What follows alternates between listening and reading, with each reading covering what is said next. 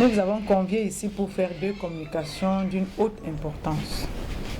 Primo, nous avons le devoir, et moi en particulier, au nom du REDAC, d'exprimer notre émotion, notre affliction, notre désolation et notre douleur face aux inqualifiables et barbares actes criminels qui se sont déroulés dans la nuit du 7 mars 2020 à Galim et au matin du 8 mars 2020 à la place des fêtes de Bamenda.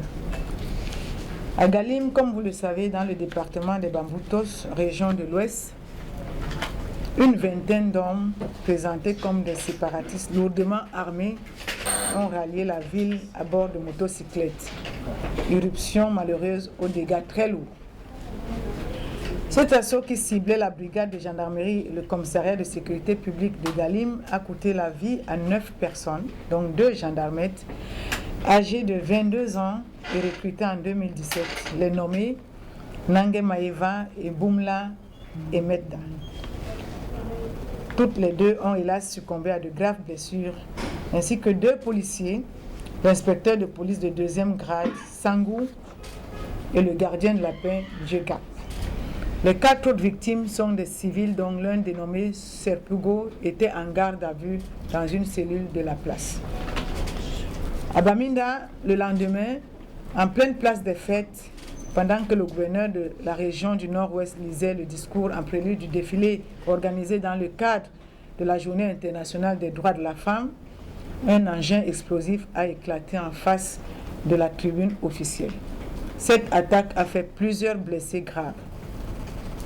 Les assaillants ont emporté du matériel militaire, à savoir 3 fusils AK-47 et 6 boîtes de chargeurs garnis pour ce qui est de la brigade de gendarmerie et de 3 armes de type FAL, fusil automatique léger, et PM, pistolet mitrailleur, avec des munitions pour ce qui concerne le commissariat de police de cet arrondissement. Dans une vidéo, les assaillants brandissent comme autre trophée de guerre une main coupée de l'une de leurs victimes. Ils affirment qu'ils auraient pu les décapiter, mais n'ont pas voulu pousser le bouchon aussi loin. Comme si de telles images n'étaient pas déjà suffisamment atroces comme cela. Disons-le sans embâge et sans fioriture, il s'agit là, ni plus ni moins, d'une cruauté abjecte et inadmissible que le REDAC condamne avec fermeté. Secondo, mesdames et messieurs les journalistes invités, dans sa sortie d'hier à la suite des agressions de Galim et de Bamenda, M. Paul Atangandji, le ministre de l'administration territoriale, s'est honteusement et malheureusement offert le luxe d'indexer le REDAC et d'autres organisations non gouvernementales qui, selon lui, et parlant du REDAC, auraient perçu plus de 5 milliards de francs CFA pour déstabiliser le régime. Ce membre du gouvernement, comme du reste, ses autres collègues se trompent de cible en se rendant ainsi coupables de déclarations mensongères, calomnieuses et outrageantes.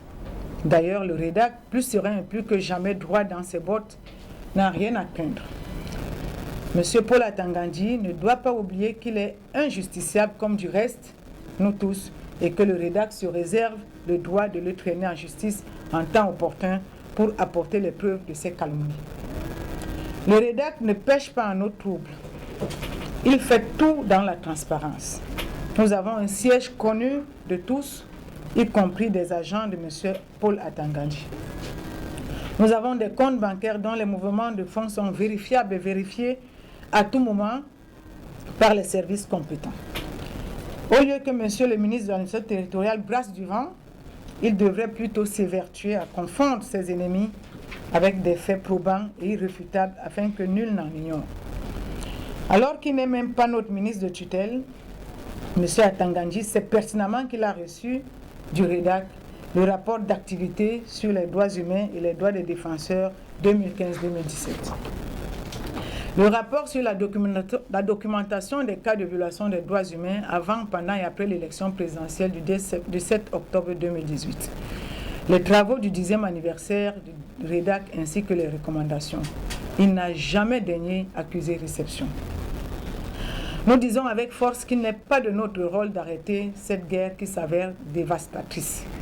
Nous sommes là pour indiquer des pistes de solutions et c'est ce à quoi nous nous limitons jusqu'à présent, sans chercher à nous substituer au gouvernement.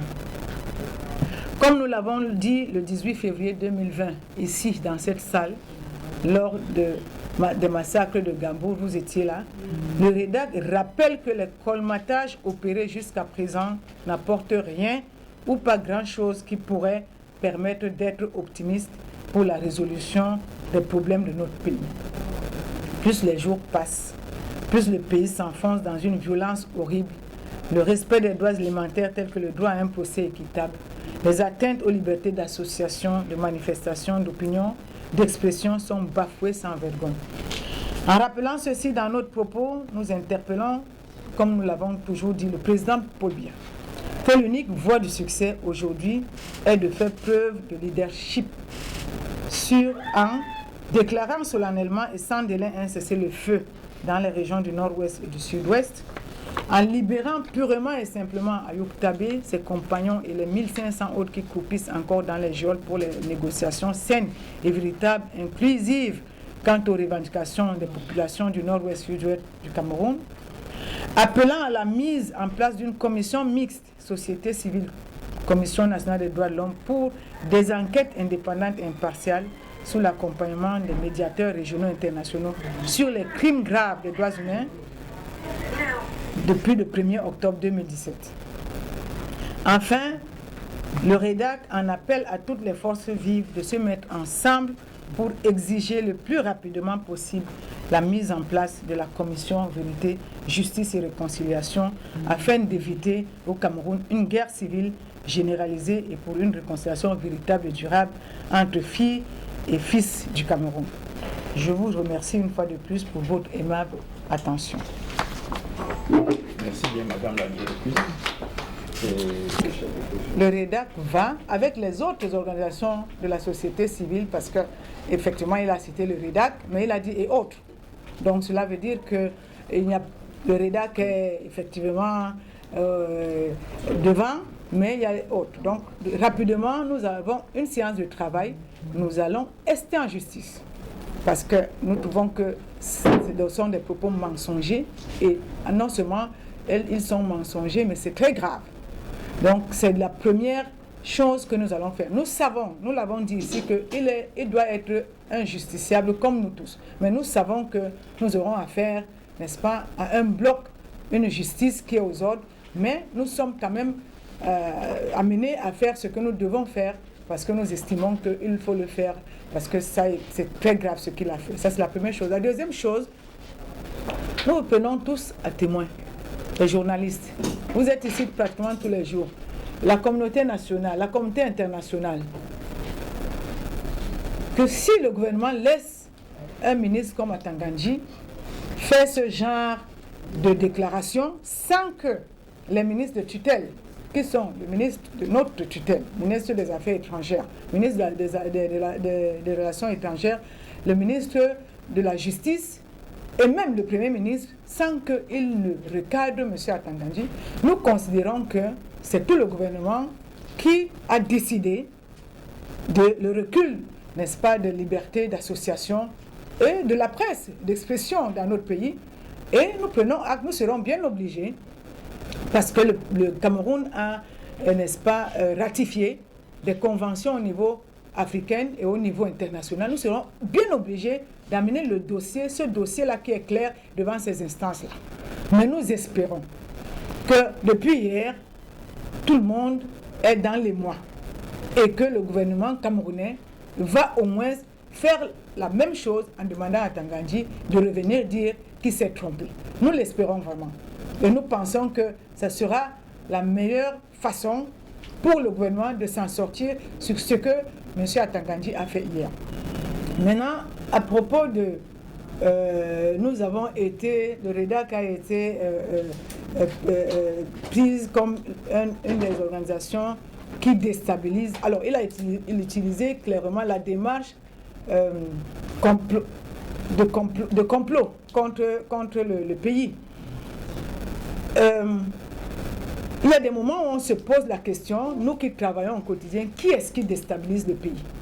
Quand vous regardez la sortie d'un ministre de surcroît, qui n'est ni ministre de la communication, ni ministre en charge des associations, et il devrait être là en train de voir comment tenir il y a la rentrée parlementaire, il y a les élections qui vont se passer au nord-ouest, au sud-ouest, c'est de ça qu'il était question.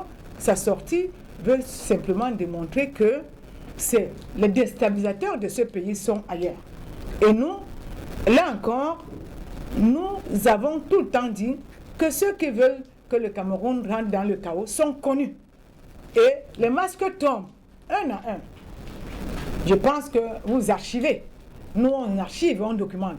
Le moment venu, tous ces masques-là, on sera bien obligé d'être assis ensemble sur une même table. Et c'est ce que nous souhaitons, la Commission Justice, Vérité et Réconciliation, pour que tous ces masques-là, tout ce que vous avez documenté, tout ce que nous avons archivé, même si on vient de temps en temps, n'est-ce pas, brûler certains archives, que tout ça soit clairement mis sur la table et que les vrais déstabilisateurs du pays, n'est-ce pas, soient jugés et qu'ils répondent de leurs actes. Pour le rapport du REDAC, je vous ai donné un rapport exhaustif de ce qui s'est passé à Galim. Parce que le REDAC est à Gambour, à Galim et à Bamenda. Parce que le REDAC ne parle pas par émotion. J'ai vu tout le monde depuis là, et le REDAC ne dit rien. Le REDAC documente d'abord. À l'effet. C'est ça que nous avons commencé à faire dès qu'il y a eu, n'est-ce pas, ces attaques à Galim et à Bamenda. Donc nous avons maintenant tous les faits et les photos et les vidéos dont nous pouvons parler avec certitude. Et ce que nous vous avons donné là comme chiffre, et en vous donnant des munitions qui ont été emportées avec des numéros, c'est parce que nous avons documenté. Donc c'est déjà documenté. L'autre chose, c'est que monsieur le ministre Atangandji, nous n'allons pas lui donner nos... Je suis désolé. Il n'aura plus rien. Il n'aura pas de rapport, il n'aura plus de rapport. Nous avons fait ça par respect des institutions, et je vous l'ai dit ici, que nous avons donné 3 rapports à M. Atangandji, qui n'a pas daigné, même accuser réception. C'est terminé. Terminé de terminer. S'il veut qu'il vienne fermer le REDAC, qu'il nous amène à prison, parce qu'il a dit qu'il a l'autorité, on attend. Il faut que vous le sachiez. Et nous vous prenons à témoin, c'est jamais un cheveu, que ce soit du staff du REDAC, que ce soit des membres du REDAC, des ONG membres du REDAC, si un cheveu d'un membre du REDAC tombe, si ça sera de la responsabilité de M. Atangandji, par ricochet de la responsabilité du gouvernement du Cameroun. Merci.